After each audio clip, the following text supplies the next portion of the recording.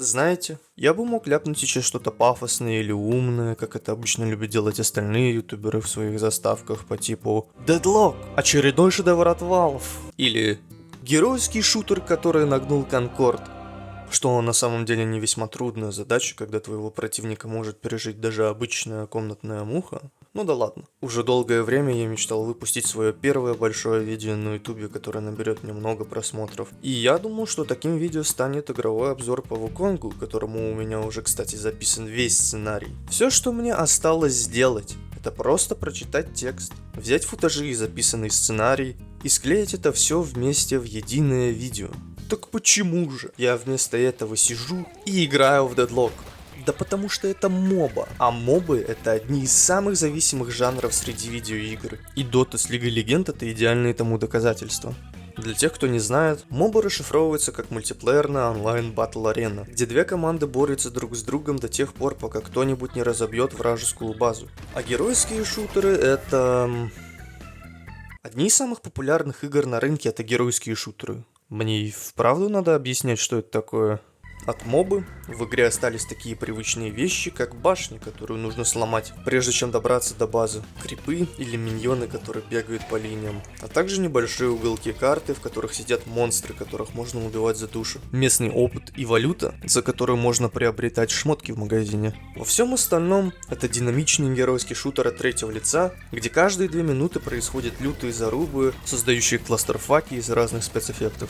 Поэтому люди часто любят говорить, что Deadlock это по сути смесь Dota и Overwatch, что в теории значит, что в игре должно быть в 2 раза больше токсичности.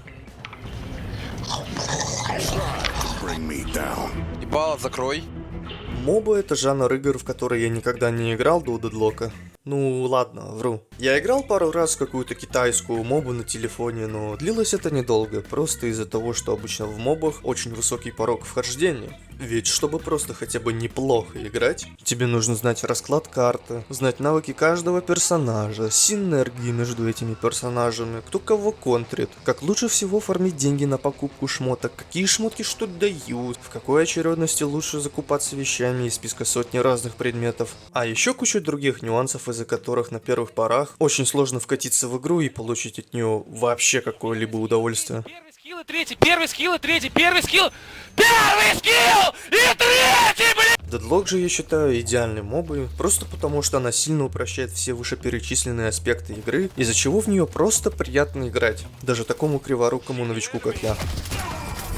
Если вас убивают в Лиге Легенд и вы хотите вернуться на место своей смерти, будь это первая башня на вашей линии или даже вражеская база, вам придется идти до этого места пешком. Если у вас мало хп и вы хотите его восстановить, угадайте что? Правильно, вам придется идти обратно на базу, но не забывайте, что вам также еще нужно вернуться обратно. Даже если у вас есть деньги на покупку шмоток, вам все равно придется идти обратно на базу, потому что это единственное место, где можно купить вещи. Буквально на другом конце карты.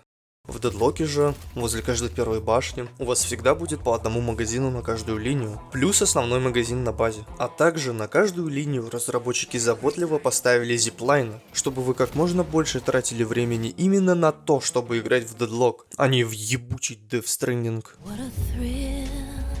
Но, пожалуй, самым наилучшим дополнением, без чего Deadlock не был бы Deadlock'ом, это возможность создавать свои собственные билды и делиться ими с другими игроками, что очень кстати, особенно если вы не хотите делать их сами. Ведь куда проще взять уже проверенный билд другого игрока, который играет лучше вас, и просто ни о чем не париться.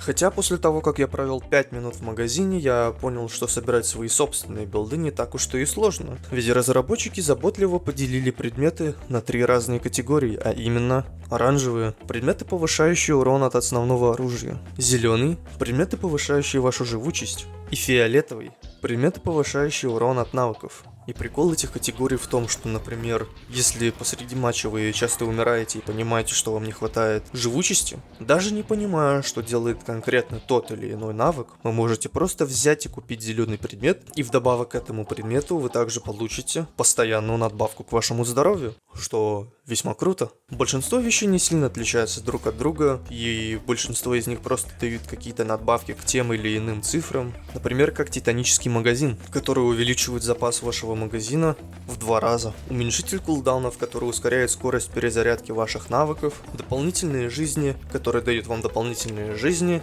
и так далее. Но также есть и навыки, дающие новые уникальные пассивки по типу активной перезарядки, которая добавляет мини-игру, где тебе нужно в правильный момент нажать кнопку, чтобы сократить время перезарядки вдвое. Или другие предметы, которые позволяют вам призывать посреди боя аладдинский ковер-самолет. Эта система дает свободу экспрессии и возможность кастомизировать персонажа конкретно именно под ваш стиль игры. Поэтому я хотел бы продемонстрировать парочку своих билдов на примере персонажей, за которых мне больше всего нравится играть. Потому что в игре и так уже до жопы разных персонажей, и если я начну в деталях разбирать всех и каждого из них, видео запросто может затянуться на 5 часов, а то и больше. Бибоп. Бибоп — это гигантский робот, который может хукать и откидывать противников, цеплять бомбы на своих врагов, а также у него в качестве ультимейта есть гигантский лазер, который плавит все на своем пути. Собственно, из-за чего обычно все качают Бибопа именно в него. Но как по мне, куда интереснее играть за Леброна, который вместо баскетбольных мячей кидается взрывчаткой. Видите ли, прикол бомб в том, что их можно вешать не только на врагов, а вообще на все, у чего есть своя собственная шкала здоровья, включая ваших тиммейтов и миньонов, после чего запустить его магическим пендалем прямо в ваших врагов. Как-то раз, благодаря одному очень удачному мисклику, я сделал одно очень важное открытие, благодаря которому я понял, что бомбы можно также кастовать и на себя. Поэтому я решил доработать свой билд и докупить к нему эхо-кристалл, чтобы обнулять кулдаун своей бомбы и вешать его во 2-й раз, и также пару дополнительных вещей для улучшения мобильности, потому что Бибоп — это буквально мусорное ведро с низкой мобильностью, что весьма проблематично, когда ты играешь за робота-убийцу с синдромом Майкла Бэя, из-за чего все избегают тебя, как старого пожилого деда в раздевалке, не подходя к нему не ближе, чем на 3 метра.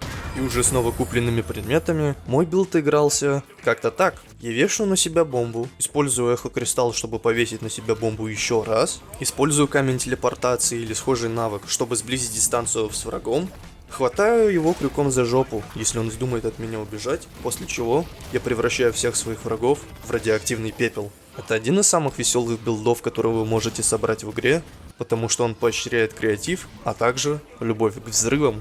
Я буквально стал бомбой. Нету ничего более забавнее, чем напасть на врага из засады, повесить на него сразу 2 бомбы, после чего просто смотреть, как он в ужасе пытается от тебя убежать, в надежде спасти свою жизнь, и при этом попутно в панике убивая половину своей команды. Мне настолько понравился этот билд, что я даже решил сделать про него один очень бомбезный мем, который я, пожалуй, не буду вставлять в это видео, потому что за пару дней до того, как я смонтировал это видео, я выложил этот мем на официальную группу в Reddit, после чего уже спустя каких-то 5 минут я был успешно забанен. В такие моменты ты точно понимаешь, что мем был очень смешным. Многие из вас, наверное, знают, что Абрамс — это американский танк, и в этой игре этот персонаж отыгрывает такую же роль, за исключением того, что в игре вместо обычного, более приземленного танка вы будете играть за смурфика-качка-переростка, который избивает всех книгами, потому что почему бы и нет. Абрамс — это очень сильный персонаж с большим запасом здоровья, который он может быстро регенить, из-за чего он может выстоять много наказаний. Он вооружен дробовиком, что значит, что вам почти никогда не придется целиться, а также он может накладывать на врага много станов, из-за чего Абрамс остается эффективным даже в самых кривых руках. Потому что, как сказали разработчики, даже если у тебя IQ в 70 единиц, это не должно останавливать тебя от того, чтобы получать удовольствие, играя в игру. Вспомните эти слова в следующий раз, когда захотите за него поиграть. Несмотря на внушительные способности этого сильного персонажа, Абрамс контрится буквально одним нажатием кнопки, из-за того, что большая часть билдов завязана на использовании мили-атак, которые может парировать каждый. А если вас успешно парировали, ваш персонаж войдет в стан, в котором вас скорее всего убьют. Тем не менее, за него все равно очень весело играть, потому что спустя уже почти как месяц мало кто этому научился. Хейс.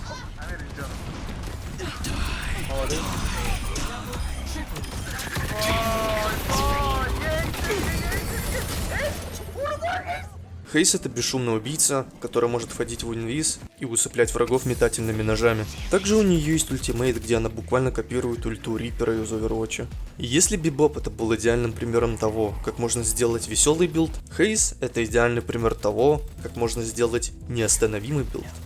У Хейз очень хилый и медленный старт, но при грамотном распределении ресурсов уже к середине игры вы можете сделать поистине неостановимую машину смерти. И обычно мой геймплей выглядит за нее примерно так. Я сосу всю первую половину игры, потом я закупаю предметы, усиливающие радиус, длительность и мощь моей ульты, а еще к нему я докупаю перки на вампиризм. Все, что мне остается сделать, это залететь в толпу под инвизом, использовать перк неостановимый, который дает мне сопротивление ко всем станам в игре, и в итоге вы получаете смертоносную ульту, которая не прерывается почти ничем.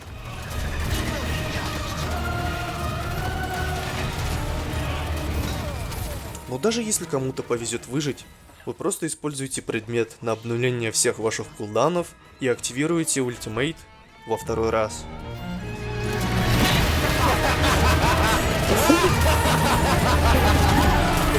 Идеальный баланс, вообще нисколько не сломанный персонаж. Вот у вас красивый краевид. Опу, блин, на тебя въебало, блядь. Последний персонаж в моем списке, о котором я сегодня поговорю, это Вискас, или же как ласково я люблю его называть, Козявочка. И Козявочка однозначно мой самый любимый персонаж в игре, потому что Вискас в принципе поощряет креативный и нестандартный подход к игре, из-за чего за него никогда не перестает весело играть. У него есть способность на первую кнопку, где он разбрасывается своим зеленым камом, и вторая способность, где он может превращаться в куб, избегая любого урона. Он также может кастовать лужи на любые поверхности, которые буквально будут бить людей кулаками, и ультимейт, где он превращается в гигантский зеленый шар для боулинга, вокруг которого и строится весь мой билд. В начальной стадии игры я беру вещи, усиливающие мои мили-атаки, а также предмет, который дает моим мили-атакам вампиризм. Во-первых, потому что мили-атаки очень эффективны в начале игры, а во-вторых, потому что все купленные предметы также распространяются на третью способность Вискаса, что значит, что я могу восстанавливать жизнь этим навыком, не вступая в ближний бой, что весьма круто. К тому же, жидкий кулак можно кастовать буквально на любые поверхности, что можно использовать для того, чтобы выселять врага из укрытий, ставя их в неловкое положение. Но также для того, чтобы давать себе буст, что в паре с ультимейтом делает нашу вертлявую козявку весьма мобильной. И благодаря всей этой скорости, вы можете часто передвигаться между линиями, чтобы ганкать других игроков, или просто чтобы от них убегать. Ближе к середине игры я стараюсь приоритизировать прокачку моего ультимейта, чтобы находиться в нем как можно дольше, а также я докупаю других активных предметов, как великолепный прыжок и камень телепортацию, чтобы иметь возможность быстро менять направление шара, потому что в реальности им очень сложно управлять, а радиус его поворота сопоставим с поворотом 10-тонной фуры. Самый шик происходит тогда, когда вы прокачиваете последний уровень вашего ультимейта, что позволяет вам кастовать навыки прямо в шарообразной форме. Все это в совокупности позволяет делать такие трюки, которые я не могу и написать никак иначе, как геймер момент. Я надеюсь, вы потихоньку начинаете понимать, почему мне так нравится эта козявка. Но если по каким-то причинам ни один персонаж вас не заинтересовал, на выбор есть еще 20 других героев, которые наверняка придутся вам по вкусу, как Инфернус, который буквально стреляет пулями из своих пальцев. Или как насчет американской версии Джотера с крутыми бакенбардами? Нет? У нас также есть персонаж, которого зовут Пакет, несмотря на то, что он носит в руках чемодан. Вы можете играть за персонажа с 2 головами, чтобы вам в 2 раза больше ставили хедшотов. Есть персонаж для тех, кому лень самому играть в игру. Испанская горгулья, персонаж, за которого любят играть снайперы.